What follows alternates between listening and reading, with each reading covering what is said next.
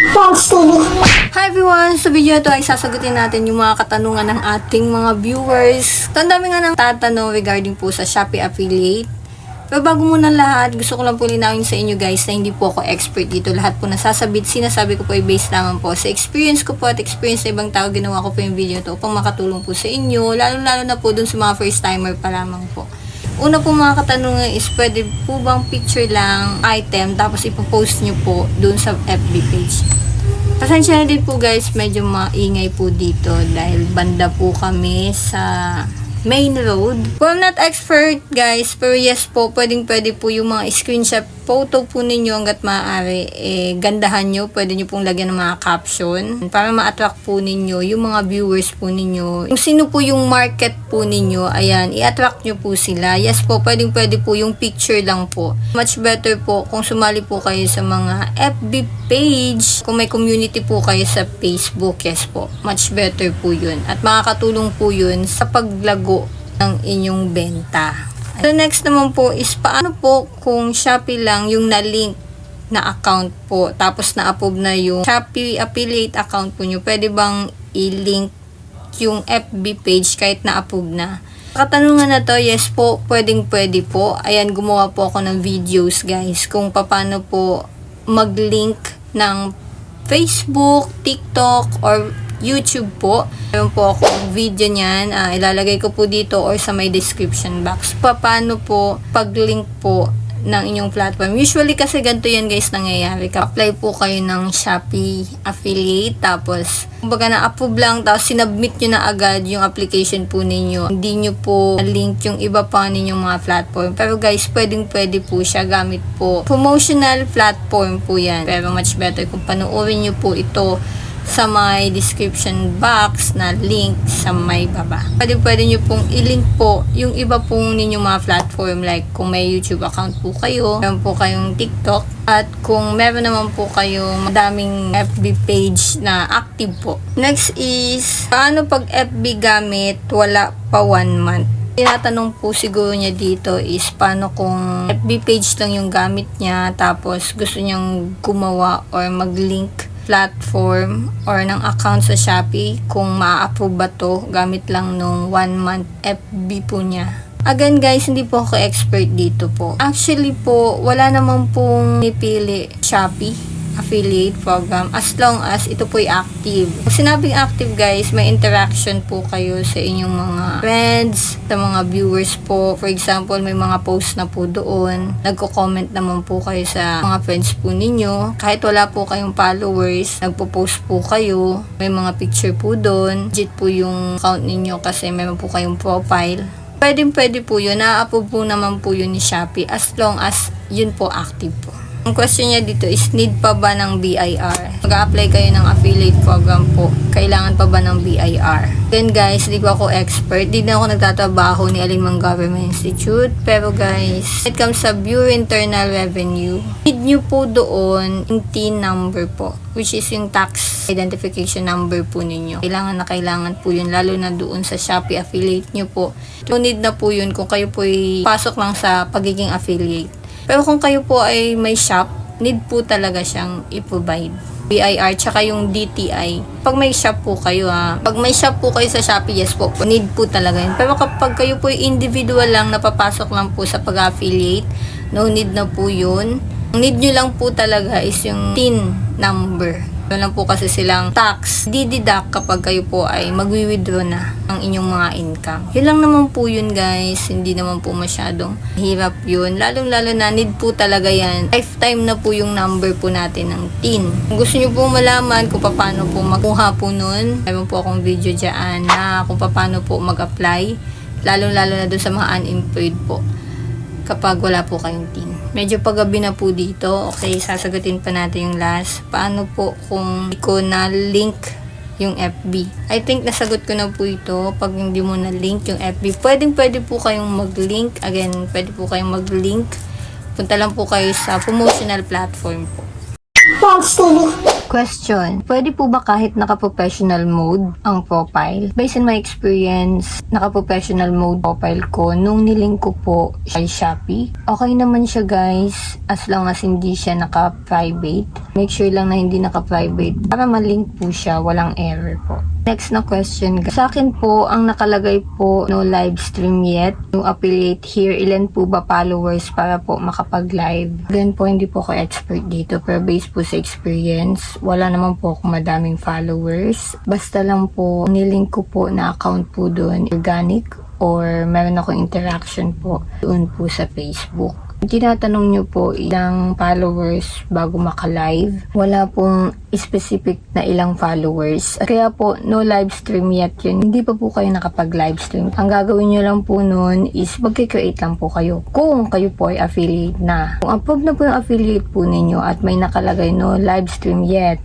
ang gagawin nyo lang po is mag-create po kayo. Pindutin nyo lang po yung create button po sa may bandang baba. Para malaman yan, papakita ko po sa inyo kung paano. Bago ka bang affiliate ni Shopee at gusto mong mag-live pero hindi mo alam kung paano, good thing guys, nandito kayo sa video to dahil sa video to malalaman ninyo kung paano mag-live sa Shopee. Unang-una na dapat yung gawin, kailangan ay dapat affiliate na po kayo ni Shopee. Kung hindi pa po, panoorin nyo po yung video to, malaman ninyo kung paano po ma-approve kay Shopee affiliate. Now guys, kung affiliate na kayo ni Shopee, proceed na po tayo kung paano po mag-live sa Shopee. May dalawang paraan kung paano mag-live sa Shopee. Unang-una, punta kayo sa Shopee apps ninyo. Ito yung unang-unang interface na lalabas guys. Pindutin nyo po or hanapin nyo po yung icon na may parang TV dyan sa may right side na may plus. Pindutin nyo po yan at mapupunta po kayo sa create video. Dito guys, mamimili po kayo kung photo, video, or live. Pindutin nyo lang po yan ay boom. Pwede na po kayong mag-live. Sa item basket guys, ay dyan nyo po ilalagay yung mga product po na nilike nyo po at ilalive nyo po dito po sa may Shopee. Now guys, yung second naman po kung paano naman po mag-live, punta po kayo naman dito sa may left side na may taong icon guys at mapupunta po kayo doon po sa inyong account. Dito po ay mamimili lang po kayo kung magpo-post po kayo magla-live at makikita nyo po yung mga products po na inyong binibenta at mga like. So mamimili lang po kayo dyan guys, tapos pindutin nyo lang po yung live kung gusto nyo pong mag-live. Tapos guys, sa may bandang baba, ayan, meron po tayong makikitang create live stream. Pindutin nyo lang po yan at boom, pwede na po kayong mag-live. Tandaan guys na kapag magla-live kayo ay dapat andyan po kayo at may mga product. Kung may napapansin kayo nagla-live na product lang, marahil guys ay na-approve yun. Pero guys, huwag kayong maging kampante dahil baka isa kayo sa mabigyan ng warning ni Shopee. Isa na din kasi sa policy nila na walang host pero may product at nagsasalita. Huwag din kayong mag-live na sticker lang at wala kayo dun. At huwag din kayong mag-live na nakamute at iwasan nyo din na maggamit ng mga hateful words guys sa pagla-live. Lang po guys, so sana po nakatulong po yung video na to. Kung gusto nyo po i-link yung platform po ninyo, i-click nyo lang po yung sa may description po sa may baba. Meron po akong ginawa na video na makakatulong po sa inyo kung paano yung step by step procedure po doon. At tips lang din po guys, kung kayo po ay mag-share ng link, make sure guys na nakalink po yung mga platform po ninyo bago po kayo mag-share kasi minsan ini-invalidate po nila yan. For example po, share nyo po siya sa ibang page po ninyo. Dati kasi guys is pwede yun pero ngayon dahil sa pa-high-tech ng pa-high-tech may mga AI or AI na po sila na nakaka-detect na hindi po siya verified yung pinag-sendan mo or pinaysan mo ng link. Kaya much better po na i-link nyo po yung mga page po ninyo kung meron po kayong ganun o mga platform na gusto nyo pong i-interact yung Shopee affiliate po ninyo. Yes po. Need po talaga yan. At take note din po guys na much better na kung bibili po kayo, sasabihin yung link, dapat guys, hindi po same yung IP address. Dahil kapag same yung IP address po, hindi pa rin po kayo makakabenta. Unlike po kay TikTok. Kaya siguro no live stream nakalagay kasi hindi pa po kayo nakakapag live stream. Kung kayo po ay affiliate approved na, i-create na lang po kayo ng live stream. Wala po siya specific na followers, wala po siyang kailangan na meron kayong ganito na followers para makapag live. As long as organic po at na-approve na po kayo, pwede po kayong mag-live. Okay, question. Tanong ko lang po sana kung pwede na ba mag-post kung di pa approve sa payment method. Again guys, not expert here. Personally, na-experience ko po na mag-post kahit na hindi pa approve yung payment method ko. Post yung meaning ko is yung nagpo-post ka na ng videos. Share ka na ng videos mo, affiliate link. Experience ko po ito at nakabenta ko ng isa. Which is pumapasok naman siya doon sa income. Pwede naman pala mag-post. Pwede po. And guys, hindi po ako expert pero may experience, yes po. Nakapag-post po ako ng mga videos kahit na hindi pa po siya successfully na po yung payment method ko. Income po or commission po na nare-receive po ninyo. Your videos ay pumapasok po dun sa income. Wala pong ibang makakapag-withdraw nun kundi kayo lang po. Pwede siya, hindi pa fully successfully approve yung payment method ninyo.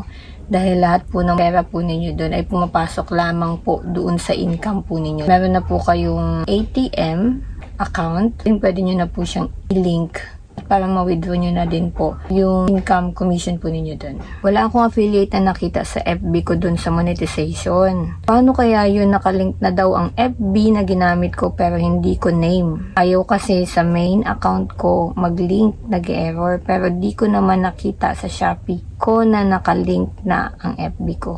Wala akong affiliate na nakita sa FB ko dun sa monetization. Hindi ko sure kung anong monetization to kasi ang affiliate naman is walang monetization. Ano lang naman siya, for approval lang ng Shopee, affiliate nyo lang po. Pero kung tinutukoy ninyo is yung monetization sa Facebook, kaiba po yun doon sa affiliate ng Shopee. Ang sinasabi nyo po dito is nakalink na daw ang FB na ginamit ko pero hindi mo name. Kung doubted po kayo na hindi inyong name yung nakalink doon, double check nyo po doon sa promotional platform po ninyo kung nandoon yung FB account po ninyo kasi nakalagay naman doon kung ano yung nakalink nyo doon sa Shopee affiliate po ninyo. Kung nag-error po siya, try nyo lang po. Kung nakita nyo na wala Shopee ninyo yung nakalink, possible na walang nakalink doon. Kasi nakalagay dito is nakalink na daw ang FB na ginamit ko pero hindi ko name. Unang una question ko lang po, concern po ninyo, paano nyo po nalaman na may nakalink na FB doon sa affiliate po ninyo sa Shopee pero hindi nyo name? Paano nyo po nalaman yun? Check nyo po na walang nakalink doon sa promotional platform na FB, possible na wala pang nalilink. If ever na nag-error, baka naka-private po yung Facebook po ninyo. Kung di naman po naka-private, baka pali po yung email po ninyo na nilagay or password. Or madami kayong FB, tapos mali yung kinoconnect po ninyo doon po sa Shopee po ninyo. Kaya nag-error. So, double check nyo po muna. At make sure po na yung i-connect nyo po doon sa Shopee is organic, yung may interaction po kayo yung ginagamit po ninyo. Kasi nababasa po yan ng AI nila. Ano po nakatulong po yung video na to? Kung nakatulong man ang video na to, please give me a like and please don't forget to subscribe sa patuloy na panonood ng mga informative video na kagaya na to guys. This is Yanch and see you to my next video.